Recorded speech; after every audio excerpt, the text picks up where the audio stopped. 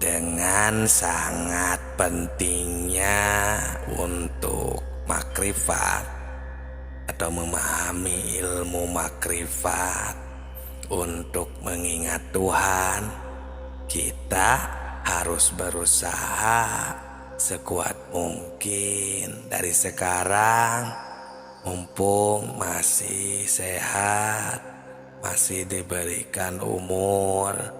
Karena kalau kita tidak makrifat, kalau kita lupa dan tidak menemukan Tuhan dari sekarang, apalagi nanti di akhirat. Assalamualaikum warahmatullahi wabarakatuh. Salam tilawah semesta, hamdan wa syukron lillah, assalatu wassalamu ala rasulillah. Sahabatku, sahabat tilawah semesta, terima kasih yang sudah singgah di channel yang sederhana ini. Semoga berkah selalu. Dengan sangat pentingnya kita semua mengingat Tuhan dari sekarang dan memahami, memperdalam ilmu makrifat dari sekarang. Kita harus berusaha sekuat mungkin, karena kalau kita lupa kepada Tuhan sekarang di dunia ini, apalagi nanti di akhirat, pasti akan lupa. Sedangkan kalau kita lupa karena tidak diberitahu oleh kedua orang tua, itu kita sudah tidak bisa menghisab atau tidak bisa menyalahkan kedua orang tua kita. Ini sesuai dengan firman Allah di surat Al-A'raf ayat 173. Allah Subhanahu wa Ta'ala memberikan peringatan yang berbunyi Bismillahirrahmanirrahim.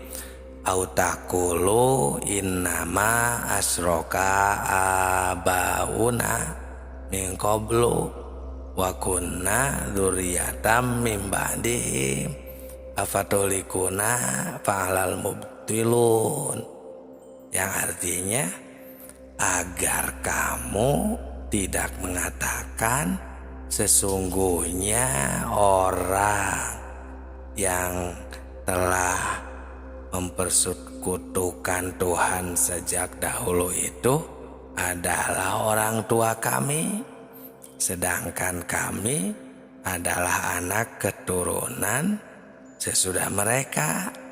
Apakah engkau akan membinasakan kami karena perbuatan orang-orang yang sesat dahulu?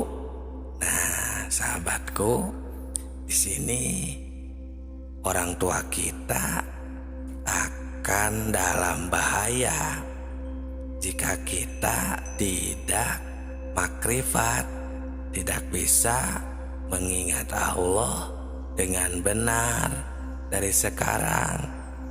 Tapi kita sudah tidak bisa lagi menyalahkan mereka dengan kelalaian kita di dunia ini, karena kita terlena, karena kita berleha-leha dengan kehidupan ini. Nah, di sini marilah semua, khususnya orang-orang yang beriman, mari kita bangkitkan pikiran kita untuk menyadari, mentafakuri, karena sudah jelas dan dapat kita pahami tadi di ayat 173 tadi bahwa Allah betul-betul melarang kita melupakannya. Jaga jangan menyalahkan kedua orang tua, apalagi menghisabnya, karena kita sebetulnya sudah diberitahu oleh Allah Subhanahu wa Ta'ala, oleh Tuhan, dengan melalui wahyu-wahyunya kepada Nabi Muhammad Shallallahu Alaihi Wasallam di ayat sebelumnya, di ayat 172-nya, bahwa semuanya manusia di alam roh sudah dipersaksikan kepada Allah Subhanahu wa Ta'ala di alam rahim. Nah, kenapa kita sekarang malah melupakannya lagi, tidak makrifat lagi, sehingga kita ya sama sekali tidak tahu Tuhan kita, tidak tahu Allah Subhanahu wa Ta'ala. Dari sekarang lupa sama sekali, padahal melalui wahyu dari Nabi Muhammad SAW bahwa kita sudah mengatakan qalu bala syahidna, bahwa kita sudah bersaksi. Maksudnya supaya kita nanti di akhirat jangan mengatakan lalai atau lupa kepada Allah Subhanahu wa Ta'ala. Tapi kebanyakan kenapa malah banyak yang tidak tahu sama sekali, lupa kepada Allah Subhanahu wa Ta'ala, tidak tahu kepada Allah, dan mengerikannya lagi malah mengesampingkan ilmu yang penting ini, ilmu makrifat. Kebanyakan orang malah berfokus terhadap dunianya, terhadap bacaannya. Jika sedang beribadah, jika sedang di luar ibadah, fokus terhadap dunianya, fokus terhadap makhluknya, ciptaannya, keindahannya, lupa kepada Tuhannya. Kenapa? Sebab kalau lupa atau lalai, ya lupa kepada Allah, ini merupakan kesalahan besar, dan ini adalah kesalahan diri sendiri, bukan kesalahan orang tua, yang akibatnya kita akan mendapatkan kesesatan. Nah, ini yang dimaksud sesat itu jika kita tidak bisa kembali kepada Allah, tidak bisa pulang lagi nanti setelah mati maupun dari sekarang, karena tidak tahu kemana pulangnya, karena tidak tahu harus kemana pulangnya, kembalinya, jalannya, alam asal kita dari mana. Insya Allah sahabatku, sahabat tilawah semuanya, di channel Tilawah Semesta ini kita akan meneliti, berbagi maksudnya tentang ilmu makrifat, khususnya alam asal, untuk kita kembali pulang agar kita bisa bermakrifat kembali kepada Allah Subhanahu wa Ta'ala. Kenapa banyak orang yang lupa sehingga kita menjadi tersesat nanti? Ya, ini bisa banyak penyebabnya. Mungkin karena tidak mau tahu, tidak mau memperdalam tentang agama sendiri. Karena itulah kita jadi lupa, kita jadi istilahnya ketinggalan informasi, atau bahasa kasarnya mungkin ya, jadi bodoh tentang persaksian kepada Allah, bodoh tentang syahadat sejati. Nah, bodoh itu kan karena lupa itu sehingga kita jadi bodoh.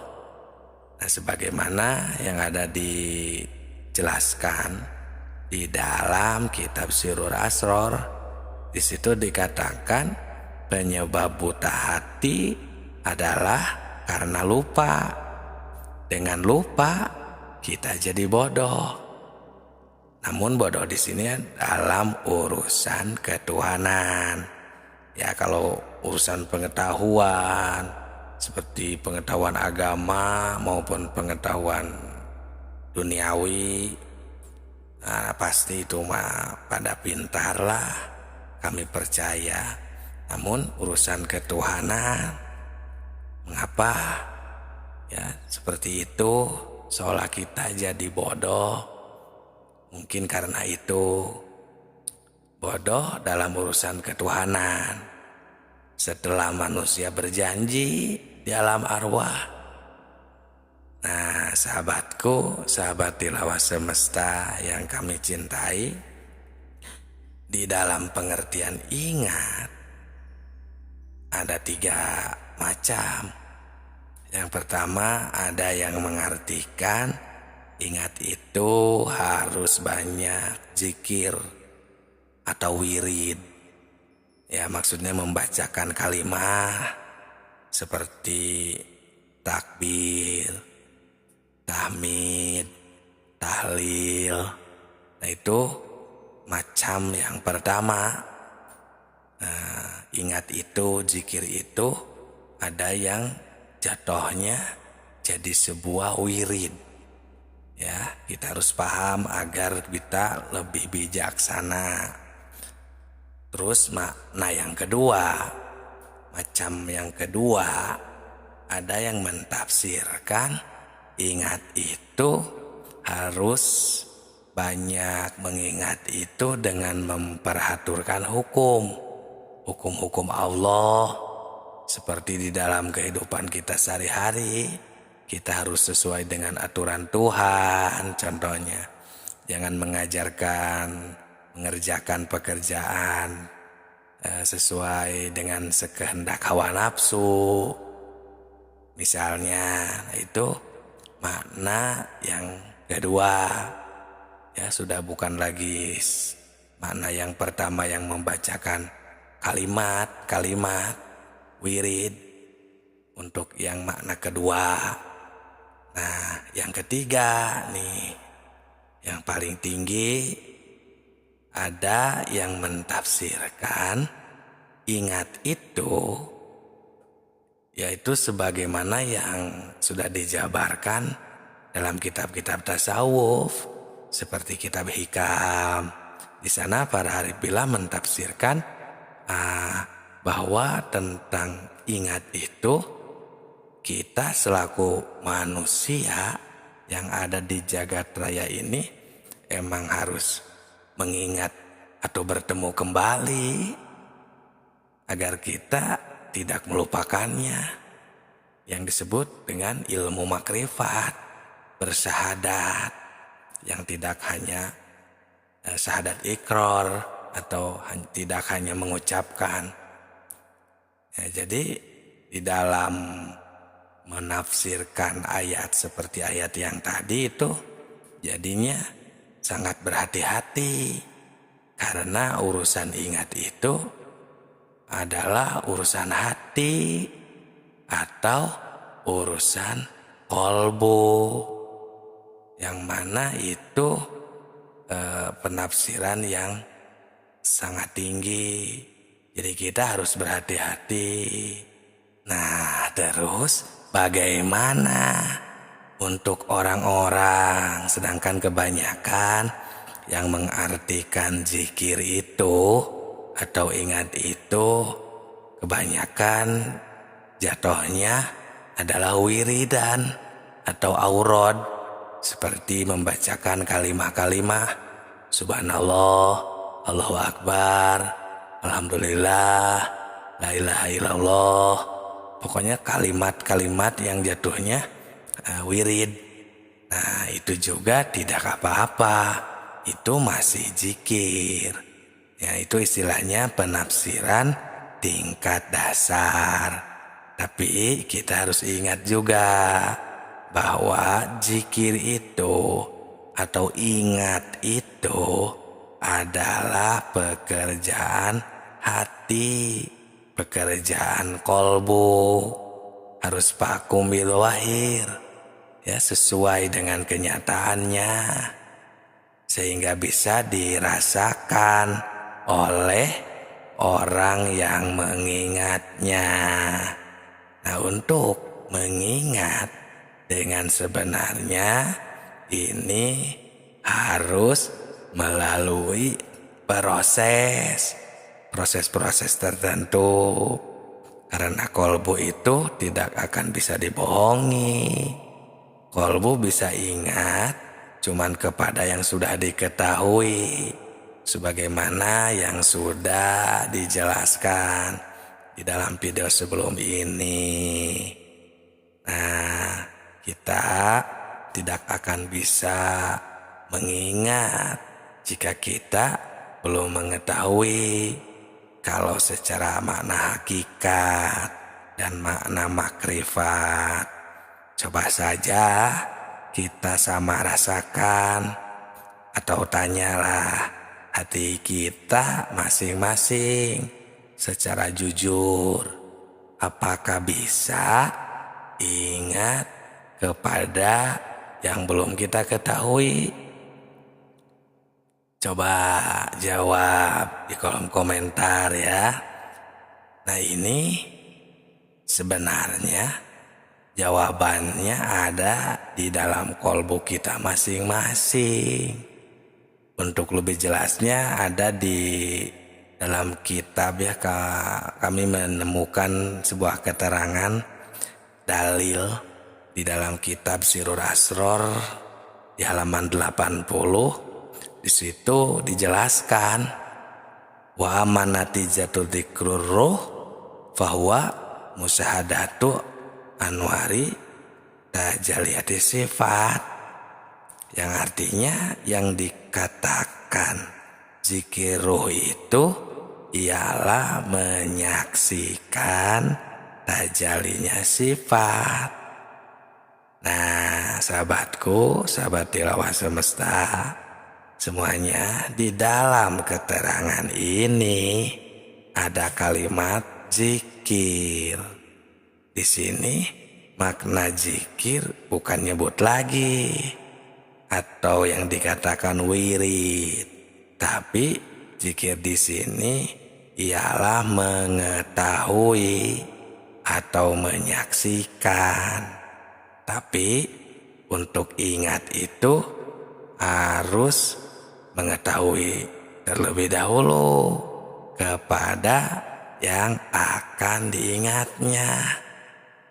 Apalagi ini urusan akidah, tauhid, ya, ilmu makrifat tentang ketuhanan. Harus betul-betul kita ini, ya, positif kepada yang akan diingatnya. Nah, sebenarnya sering ini kita baca yang suka aurad ya, khususnya ada kalimat ketika kita sedang wirid ba'da sholat, biasanya suka dibacakan berbunyi afdolul dzikri fa'lam annahu la ilaha illallah. Nah, coba sekarang kita terjemahkan dulu ya. Afdolul dzikri, yang paling afdolnya zikir itu adalah fa'lam. ketahuilah. Nah, ini dikuatkan dengan fa jawab di sini ya. Fa'lam. Maka ketahuilah. Apa yang harus kita ketahui ini? Annahu la ilaha illallah. Tiada Tuhan selain Allah. Nah, jadi fa'lam harus tahu. Nah, setelah tahu baru iya, la ilaha illallah. Tiada Tuhan selain Dia, Allah Subhanahu wa taala. Nah, di dalam kalimat ini kita semua sudah pada tahu, sering mengucapkan, lumrah di kalangan umum para arif billah di dalam kitab tasawuf seperti hikam. Ini betul-betul menunjukkan keharusan makrifat kepada Allah Subhanahu wa taala.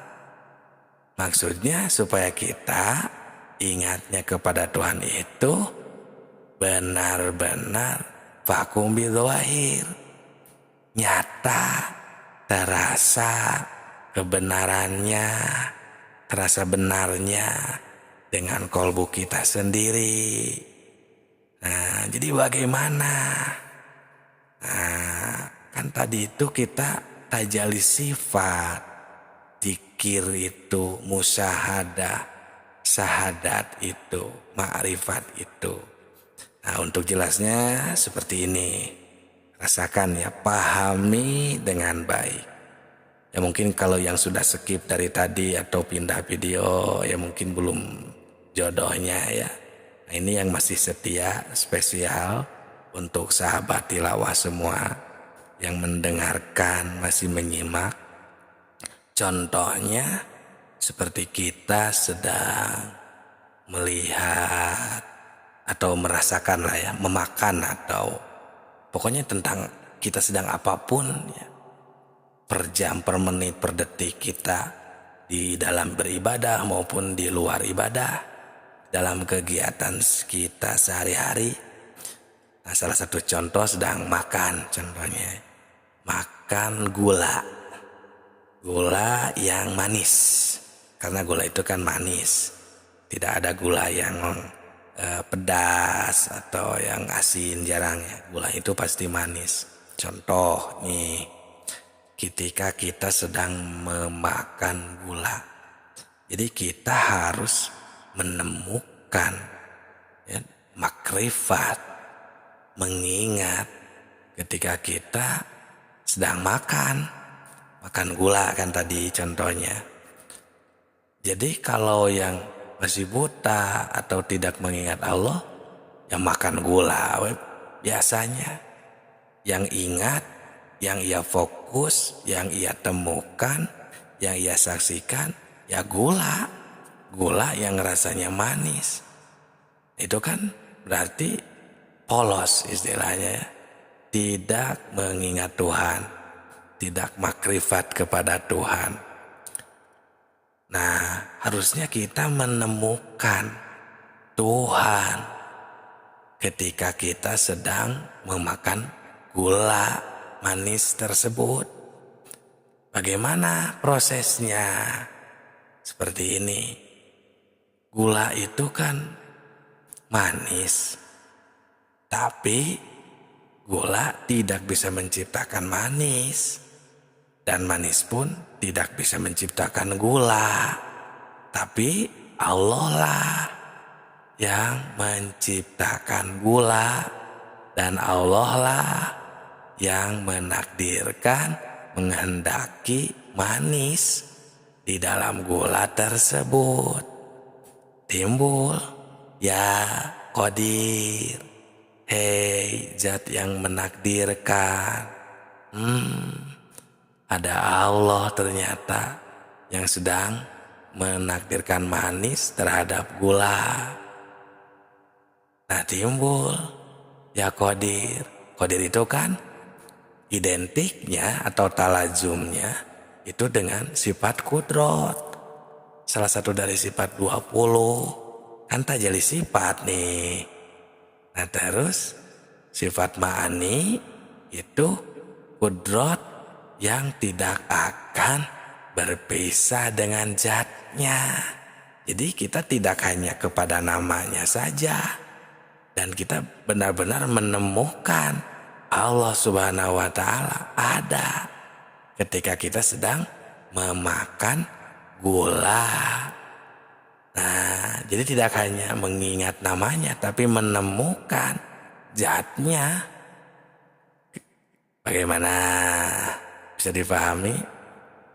Kita jangan berprasangka bertemu dengan Allah itu seperti bertemu dengan makhluk yang mana ada warna, misalnya cahaya atau bentuk, ya sebagaimana makhluk rupa, bukan. Kan Allah itu mukhalafatun lil hawadisi, berbeda dengan makhluknya, dengan semua ciptaan yang baru, tidak ada yang menyerupainya. Jadi jangan kita ini berprasangka bertemu itu kita ini melihat sebuah bentuk, rupa, warna misalnya, bukan. Tapi yang tadi ketika kita tajalli sifat, seperti tadi pokoknya ya prakteknya, contohnya. Nah itu kita bertemu, menemukan, bersaksi kepada Allah Subhanahu wa Ta'ala. Karena untuk ingat kepada Tuhan ini kan tadi harus memakai perasaan yang mendalam, ceritaan yang jujur, ya, sesuai dengan bukti. Bukti ketika kita memakan gula yang manis, kita menemukan Tuhan, bersaksi kepadanya. Beliau sedang menghendaki, menakdirkan manis terhadap gula tersebut. Kalau istilah santri ini ada di dalam kitab Alfiyah, ada bahasa wa ba'da fi'lin fa'ilun fa'indohar. Nah, ketika sesudah fi'il, pekerjaan, ciptaan, itu pasti ada fa'il, ada yang mengerjakan, ada yang istilahnya fa'il. Ya mana mungkin kita bayangkan contohnya ada cangkul di tengah sawah hidup sendiri, kan tidak mungkin. Pasti ada yang menggerakkannya dan tidak akan berpisah antara sifat dan zatnya itu. Ya, tidak akan berpisah fi'il dengan fa'il itu. Pasti ada Allah yang sedang menghendaki manis terhadap gula tadi. Nah itu tidak akan berpisah sifat dengan zatnya itu. Mustahil untuk bisa ya kita saja contohnya. Kan tidak mungkin berpisah kita, diri kita, jasad ini, zat diri kita sendiri dengan sifat kita. Kan pasti menyatu. Tidak mungkin kalau misalnya sahabat tilawah yang sedang mendengarkan ini orangnya baik hati atau ganteng atau cantik misalnya, tapi badannya ada di sebelah pojok kiri, terus kecantikannya atau sifat baiknya ada di pojok sebelah kanan, kan mana mungkin. Itu tidak akan berpisah.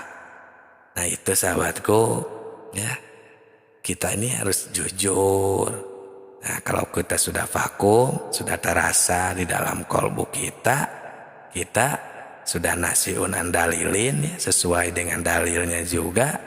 Nah itu jangan diragukan lagi, karena man lam yaduk lam yadri. Nah ya, barang siapa yang tidak menemukan, tidak mengalami, itu lam yadri, itu tidak akan mengetahuinya. Semoga bermanfaat. Jangan sungkan jika ada yang mau ditanyakan di kolom komentar saja. Terima kasih yang sudah like, komentar, dan subscribe-nya. Semoga berkah. Salam tilawah semesta.